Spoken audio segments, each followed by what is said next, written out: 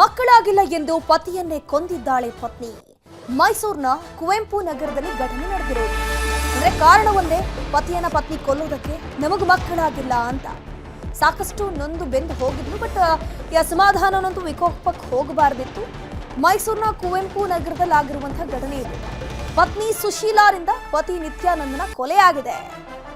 ಪತಿಯನ್ನ ಕೊಲೆಗೈದು ಹೃದಯಾಘಾತ ಅಂತ ಹೇಳ್ಕೊಂಡು ಪತ್ನಿ ನಾಟಕ ಆಡಿರ್ತಾಳೆ. ಕೊಲೆ ಆದ ಮೇಲೆ ಹೃದಯಾಘಾತ ಆಗಿದೆ ನನ್ನ ಪತಿಗೆ ಅಂತ ಪತಿಯ ಸಹೋದರನಿಗೆ ಕರೆ ಮಾಡಿ ಮಾಹಿತಿಯನ್ನ ಕೊಟ್ಟಿರ್ತಾಳೆ ಈಕೆ. ನಿತ್ಯಾನಂದನ ಅಣ್ಣ ಬಂದು ನೋಡಿದಾಗ ಗಾಯದ ಗುರುತು ಪತ್ತೆಯಾಗಿತ್ತಂತೆ. ಸೊ ಇಲ್ಲಿ ಅನುಮಾನ ಬರುತ್ತೆ ನಿತ್ಯಾನಂದನ ಸಹೋದರನಿಗೆ. ಸೊ ಹಾಗಾಗಿ ಪೊಲೀಸರಿಗೆ ಆತ ಮಾಹಿತಿಯನ್ನ ಕೊಡ್ತಾನೆ, ದೂರನ್ನ ಕೊಡ್ತಾನೆ. ಅದಾದ್ಮೇಲೆ ಪೊಲೀಸರು ತನಿಖೆ ಮಾಡ್ತಾರೆ. ತನಿಖೆಯ ವೇಳೆ ಕೊಲೆ ಮಾಡಿದ್ದನ್ನ ಒಪ್ಕೊಂಡಿದ್ದಾಳೆ ಪತ್ನಿ ಸುಶೀಲಾ. ಕೌಟುಂಬಿಕ ಕಲಹದಿಂದ ಕೊಲೆಗೆ ನಾನು ಕಾರಣೀಕರ್ತನಾಗಿದ್ದೀನಿ ಅಂತ ಹೇಳ್ಕೊಂಡು ತಪ್ಪನ್ನ ಒಪ್ಪಿದಾಳಂತೆ. ಗಂಡನನ್ನ ಕೊಲೆ ಮಾಡಿದ ಬಳಿಕ ನಿತ್ಯಾನಂದ ಅಣ್ಣನಿಗೆ ಕರೆ ಮಾಡಿ ನಿಮ್ಮ ತಮ್ಮನಿಗೆ ಹೃದಯಾಘಾತ ಆಗಿದೆ, ಬಂದು ನೋಡಿ ಅಂತ ಹೇಳಿದ್ಲಂತೆ. ಆದರೆ ಅಣ್ಣ ಬಂದು ನೋಡಿದಾಗ ಕುತ್ತಿಗೆ ಭಾಗದಲ್ಲಿ ಗಾಯಗಳಿತ್ತು. ಸೊ ಗಾಯ ನೋಡಿದಾಗ ಆಬ್ವಿಯಸ್ಲಿ ಇಲ್ಲಿ ಅನುಮಾನ ಬರುವಂಥದ್ದು ಸರ್ವೇ ಸಾಮಾನ್ಯ. ಪೊಲೀಸರಿಗೆ ಮಾಹಿತಿಯನ್ನು ಕೊಡ್ತಾರೆ. ಸೊ ಪೊಲೀಸರಿಗೆ ಮಾಹಿತಿ ಕೊಟ್ಟಾದ ಮೇಲೆ ವಶಕ್ಕೆ ಪಡೆದಂತಹ ಸಂದರ್ಭದಲ್ಲಿ ವಿಚಾರಣೆ ಮಾಡಿದಾಗ ನಿತ್ಯಾನಂದನ ಪತ್ನಿ ಹೇಳ್ತಾಳಂತೆ, ನನ್ನ ಗಂಡನಿಗೆ ನನಗೂ ಮಕ್ಕಳಾಗಿಲ್ಲ, ಅಸಮಾಧಾನ ಆಯಿತು, ಗಲಾಟೆ ಆಗ್ತಿತ್ತು, ಹೀಗಾಗಿ ನಾನು ಕೊಂದುಬಿಟ್ಟೆ ಅಂತ. ಇನ್ನು ಈ ಬೆಳವಣಿಗೆಗೂ ಮುನ್ನ ನಿನ್ನೆ ರಾತ್ರಿಯೇ ಡ್ರಿಂಕ್ಸ್ ಪಾರ್ಟಿ ಮಾಡಿ ಮನೆಗೆ ಹೋಗಿದ್ದ ನಿತ್ಯಾನಂದ. ಬೆಳಿಗ್ಗೆ ಯಾರ ಕರೆಯನ್ನು ಕೂಡ ಸ್ವೀಕರಿಸಲಿಲ್ಲ. ಇದರಿಂದ ನಿತ್ಯಾನಂದ ಸ್ನೇಹಿತ ಕೂಡ ಮನೆಗೆ ಬಳಿ ಹೋಗಿದ್ರಂತೆ. ಅಂದ್ರೆ ಅವ್ರಿಗೂ ಕೂಡ ಅನುಮಾನ ಬಂದಿರುತ್ತೆ. ನಿನ್ನೆ ಅಷ್ಟೇ ಪಾರ್ಟಿ ಆಗಿತ್ತು.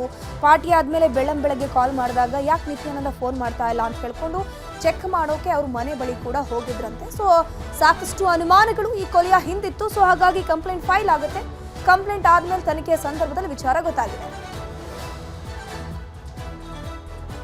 ಇದ್ರ ಬಗ್ಗೆ ಹೆಚ್ಚಿನ ಮಾಹಿತಿ ನೀಡ್ತಾ ಹೋಗ್ತಾರೆ ನಮ್ಮ ಪ್ರತಿನಿಧಿ ಆನಂದ್. ನೇರ ಸಂಪರ್ಕದಲ್ಲಿ ಜಾಯಿನ್ ಆಗಿದ್ರೆ ಆನಂದ್, ಈಗ ಪತಿಯನ್ನ ಪತ್ನಿ ಕೊಲೆ ಮಾಡಿದಾಳಲ್ಲ, ಯಾವ ರೀತಿ ಕೊಲೆ ಮಾಡಿದ್ಲಂತೆ?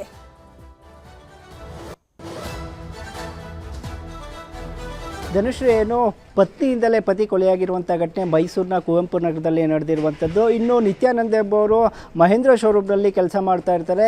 ಸುಮಾರು 15 ವರ್ಷಗಳ ಹಿಂದೆ ಸುಶೀಲಾ ಎಂಬಾಕೆಯೊಂದಿಗೆ ಈತನ ಮದುವೆ ಕೂಡ ಆಗಿರ್ತದೆ. ಇನ್ನು ಇವರು ಸುಶೀಲಾ ಎಂಬಾಕೆ ಕೂಡ ದೂರದ KR ನಗರದಲ್ಲಿ ಖಾಸಗಿ ಶಾಲೆಯ ಶಿಕ್ಷಕರು ಸಹ ಆಗಿರ್ತಾರೆ. ಮಕ್ಕಳಿಲ್ಲದ ಕಾರಣ ಆಗಾಗ್ಗೆ ಪದೇ ಪದೇ ಮನೆಯಲ್ಲಿ ಗಲಾಟೆ ಆಗ್ತಾ ಇರುತ್ತೆ. ಜೊತೆಗೆ ಒಂದಷ್ಟು ಸಾಂಸಾರಿಕ ಕಲಹಗಳು ಕೂಡ ಇರುತ್ತೆ. ಇನ್ನು ಎಂದಿನಂತೆ ನಿತ್ಯಾನಂದ ಅವರು ನಿನ್ನೆ ಪಾರ್ಟಿಯನ್ನು ಮುಗಿಸಿ ಮನೆಗೆ ಬಂದವರು. ಬೆಳಗ್ಗೆ ಸ್ನೇಹಿತರು ಕರೆ ಮಾಡಿದ್ರು ಕೂಡ ಎತ್ತಿಲ್ಲ. ಹೀಗಾಗಿ ಸ್ನೇಹಿತರು ಮನೆ ಬಳಿ ಬಾಗಿಲನ್ನ ಬಡಿದ್ರು ಕೂಡ ಅವರು ಬಾಗಿಲಿನ ತೆಗೆಯುವಂಥ ಕೆಲಸ ಕೂಡ ಮುಂದಾಗಿಲ್ಲ. ಬಳಿಕ ಸುಶೀಲಾ ಅವರೇ ಏನು ಮೃತ ನಿತ್ಯಾನಂದ ಅವರ ಅಣ್ಣ ನವೀನ್ ಅವ್ರಿಗೆ ಕರೆ ಮಾಡಿ ನಿಮ್ಮ ತಮ್ಮನಿಗೆ ಹೃದಯಾಘಾತ ಆಗಿದೆ ಅಂತೇಳಿ ಅವ್ರನ್ನ ಕರೆಸ್ಕೊಳ್ತಾರೆ.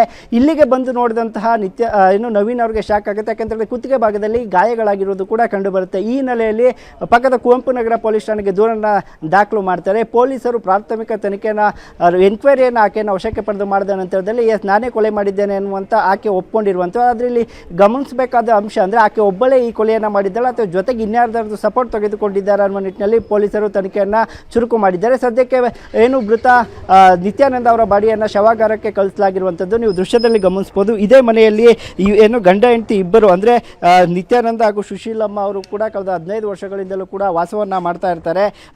ತಡರಾತ್ರಿ ನಿನ್ನೆ ಈ ಕೊಲೆ ಆಗಿರುವುದು ಸದ್ಯ ಪೊಲೀಸರ ಪ್ರಾಥಮಿಕ ತನಿಖೆಯಿಂದ ಹೊರಬಿದ್ದಿರುವಂಥದ್ದು. ಇನ್ನು ಈಕೆಯೊಂದಿಗೆ ಬೇರೆ ಯಾರಾದರೂ ಕೊಲೆ ಸಂದರ್ಭದಲ್ಲಿ ಇದ್ರ ಅನ್ನುವಂಥದ್ದನ್ನ ಪೊಲೀಸರು ತನಿಖೆಯಿಂದ ಹೇಳಬೇಕಾಗಿದೆ. ಸದ್ಯಕ್ಕೆ ಪ್ರಾಥಮಿಕವಾಗಿ ಕೊಲೆಯನ್ನು ಮಾಡಿ ಹೃದಯಾಘಾತ ಆಗಿದೆ ಅಂತ ಏನೋ ಒಂದು ಕಥೆಯನ್ನು ಕೂಡ ಸುಶೀಲಮ್ಮ ಅವರು ಕಟ್ಟಿರುವಂಥದ್ದು. ಸದ್ಯ ಪೊಲೀಸರ ಒಂದು ತನಿಖೆಯಿಂದ ಈ ಸತ್ಯ ಹೊರಬಂದಿದೆ. ಮುಂದಿನ ತನಿಖೆಯಲ್ಲಿ ಯಾರ ಜೊತೆ ಸೇರಿ ಈ ಕೃತ್ಯವನ್ನು ಮಾಡಿದ್ದಾರೆ ಅಥವಾ ಒಬ್ಬರೇ ಈ ಕೃತ್ಯವನ್ನು ಮಾಡಿದ್ರ ಅನ್ನುವಂಥ ಸಂಪೂರ್ಣ ಡೀಟೇಲ್ಸ್ ಸಿಗಬೇಕಾಗಿದೆ. ಧನುಶ್ರೀ, ಆನಂದ್, ಇತ್ತೀಚೆಗೆ ಇವ್ರ ಮಧ್ಯೆ ಜಗಳ ಆಗ್ತಿತ್ತು ಅಥವಾ ಸುಮಾರು ವರ್ಷಗಳಿಂದ ಇವರು ಜಗಳ ಮಾಡ್ಕೊಂಡು ಬರ್ತಾ ಇದ್ರ? ಮತ್ತೆ ನೀವೀಗಾಗಲೇ ಹೇಳಿದಾಗೆ ಒಬ್ಬ ಮಹಿಳೆ ಒಬ್ಬ ಪುರುಷನನ್ನ ಇಷ್ಟು ಕ್ರೂರವಾಗಿ ಕೊಲೆ ಮಾಡೋಕ್ಕಂತೂ ಆಗೋದೇ ಇಲ್ಲ. ಸೊ ಕೊಲೆ ಹಿಂದೆ ಸಾಕಷ್ಟು ಅನುಮಾನಗಳು ವ್ಯಕ್ತ ಆಗೇ ಆಗುತ್ತೆ. ಕುಟುಂಬಸ್ಥರಿಗೆ ಏನಾದರೂ ಅನುಮಾನ ಇದೆಯಾ ಇವ್ರ ಜೊತೆ ಯಾರಾದರೂ ಸಂಬಂಧದಲ್ಲಿದ್ದಾರೆ ಅಥವಾ ಕಾಂಟ್ಯಾಕ್ಟ್ ಅಲ್ಲಿ ಇದ್ದಾರೆ ಅಂತ ಕೊಲೆ ಮಾಡೋದಕ್ಕೆ?